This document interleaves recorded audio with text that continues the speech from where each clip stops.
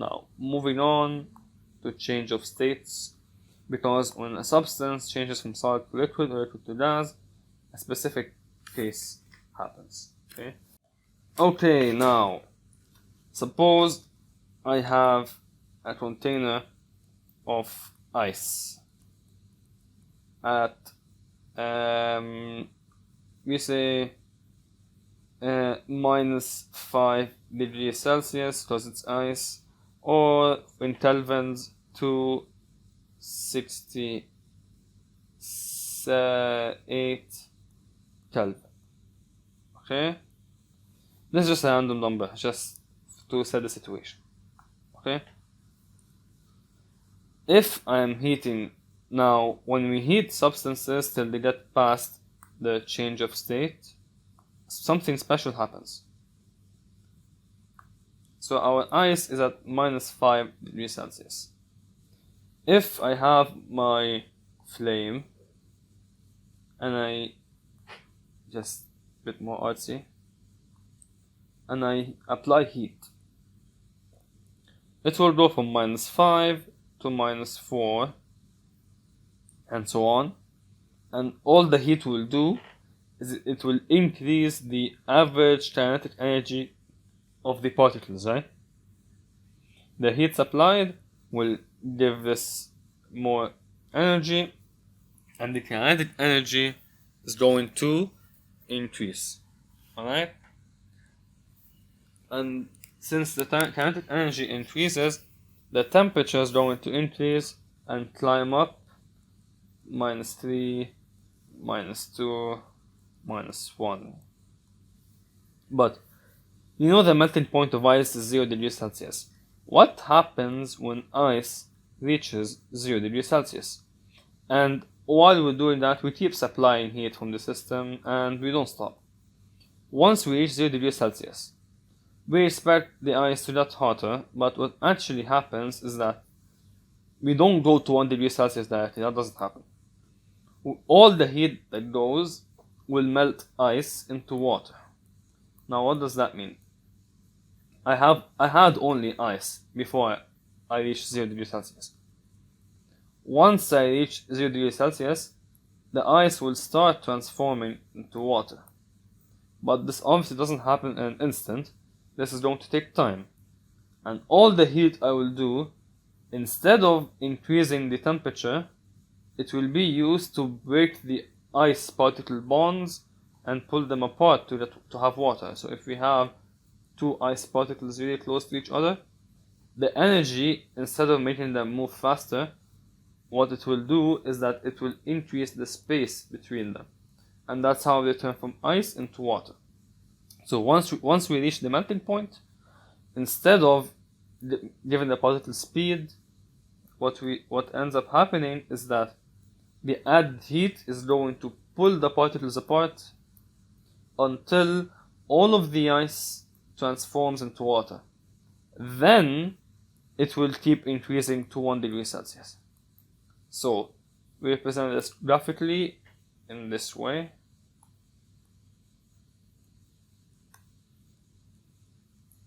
If I am going to graph the temperature versus the time,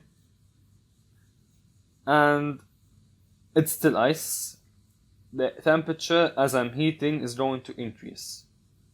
Okay? Then, once I reach the melting point, here it's 0 degrees Celsius.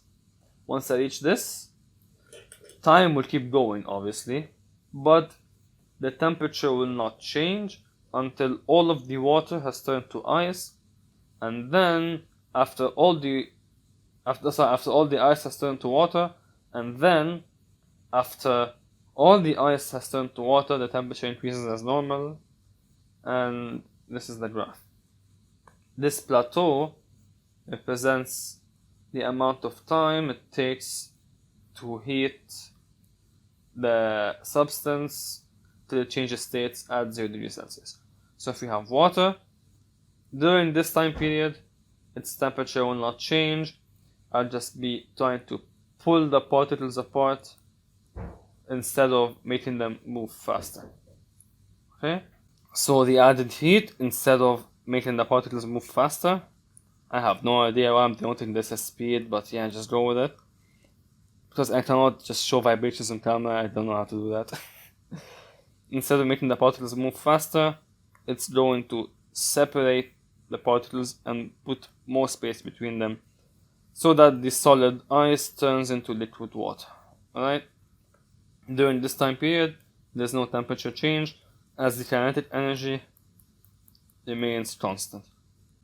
If you remember C, the specific heat capacity, this is something similar, but you need to make the distinction. As you know, if I have a container with water or ice at 0 degrees Celsius and I'm heating, if I'm heating at 0 degrees Celsius until the point where it all turns into water, all the energy is going to increase the distances between the particles, right? Now, after we're done with supplying all the energy that we need, we can keep increasing the temperature and kinetic energy and stuff, okay?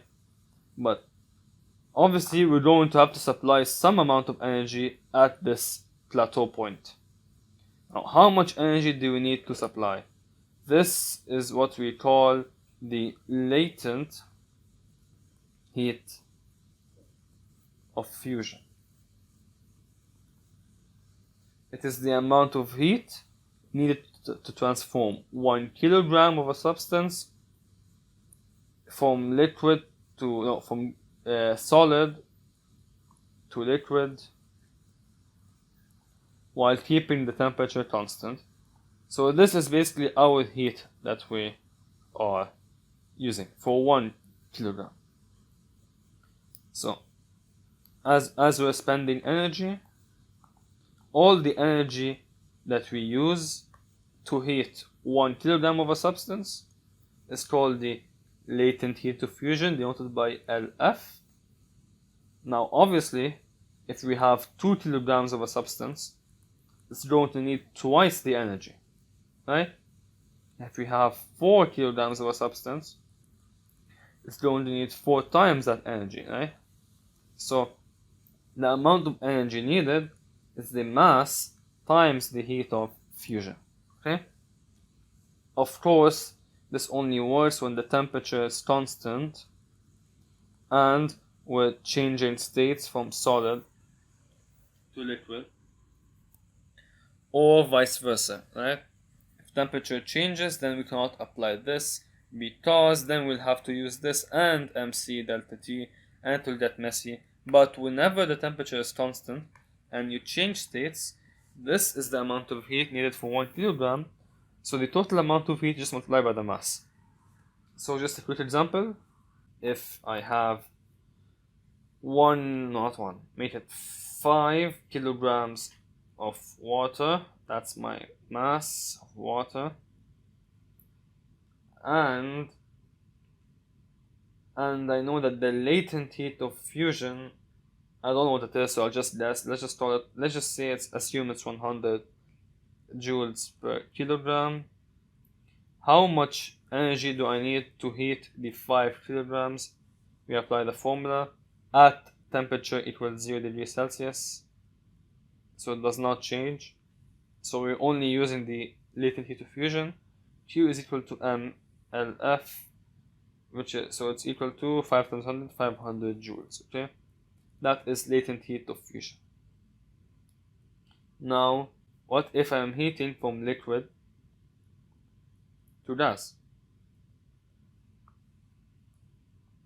I have water at 95 degrees Celsius, for example, and I am heating continuously with the heater that I want. All the heat added is going to be, until at this point, the heat will just increase kinetic energy as normal, 96, 97, and so on.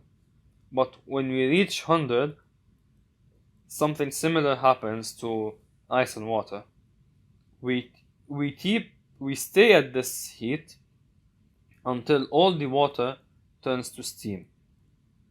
As we said, the particles will be the particles will be at some distance together, but the heat will keep them even more apart, turn them to gas. As you know, gas particles are even more apart than liquid particles, right?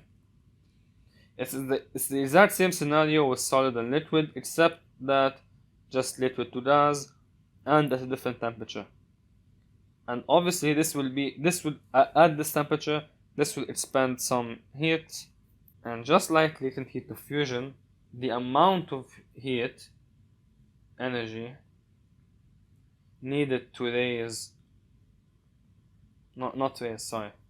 needed to transform 1 kilogram of a substance from a liquid to gas at the same temperature is called the latent heat of what? Not fusion. Fusion is solid to liquid. Now this is liquid to gas. We call it vaporization, denoted by Le. And the equation for vaporizing liquid to gas at the same temperature is Q equals mLe. As you notice, heat of fusion and heat of vaporization are pretty much the same concept.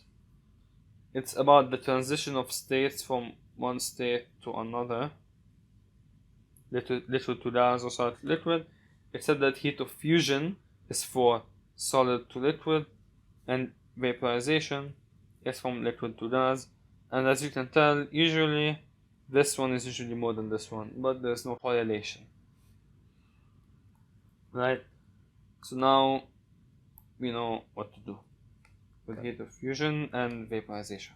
Now let us explain what evaporation is, because you know this is not the same as boiling. And there's usually a big confusion between those, but usually boiling is our man and evaporation is just a special process, okay? But let us just explain the difference between evaporation and boiling. Give me a second. So, let's say you are at home and you have a container, more realistically a bottle, but let's say it has water, okay? The water has particles. And this is at room temperature, okay? Nothing special, okay? Yeah, that's too many particles, but yeah. We know that they keep moving and colliding with each other and bouncing around, and all the energy just keeps bouncing between them. But at the same temperature, the average Ke is the same. But that doesn't matter for our purposes. The average kinetic energy is the same. But what about the surface particles? They keep getting hit by all the particles from below, right? So they keep moving faster. Sometimes, this doesn't happen with every substance, but eventually, if you're lucky, some of the particles will have enough speed and kinetic energy on their own. The average is the same, but on their own, they will have enough energy to escape and become gases. Alright? While they're being pushed from below, the surface ones, because they're the ones at the top, will acquire enough energy to jump out and become free gas, having so much fun. Okay? That is evaporation. It is spontaneous and it can happen at any temperature. Alright?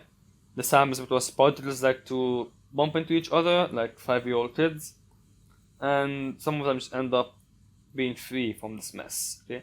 It can happen at any temperature and they just keep bouncing around until the ones at the top have the opportunity to escape. Okay?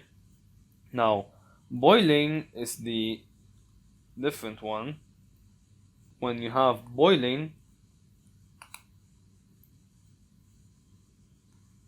first of all, during evaporation, the average is usually not enough to allow all the particles to escape. Okay? But when you reach the boiling point of 100 degrees Celsius, all of the particles have enough energy to escape. So any particle can become a gas, and not just the surface particles like evaporation. Okay? So the difference between boiling and evaporation is when you reach the boiling point, all particles can escape to become gas, while when doing evaporation, only the surface particles can escape. Now, and during boiling, the average kinetic energy is enough to make any particle evaporate, while during evaporation, only the particles with the highest kinetic energy, the average is the same, but some of them have less and some of them have more. Only the ones with the highest kinetic energy can escape, and only the ones at the surface can escape. Alright? Now, the final thing about evaporation, if you're not heating the system, and you have this, and a surface particle escapes, it takes its energy with it, right? It leaves forever, right? It might eventually come back if it's closed, but here we're not closed, talking about open system, and one particle escapes, it takes its energy away, so the kinetic energy of the remaining system will decrease, and the temperature will decrease. It's not by much, it's like fractions of a degree for like one particle, it's barely anything, but when a couple of particles evaporate, they take their energy with them, and the temperature drops a little bit, okay? So, conclusion, evaporation is followed by cooling, because logically, if I again, money and wealth, if I have your money and I get out, I run away with your money, and you can't get it back. So as my wealth decreases, the temperature decreases in the same way. Just another analogy, okay? So that's it for the thermal properties of matter. I hope you understood. It was a bit rough, but you'll get done with it, and with practice, it will be easy. And now, as always, thank you for watching, and as always, easy. Beep, beep, beep. We know that boiling, or shall I say, boiling.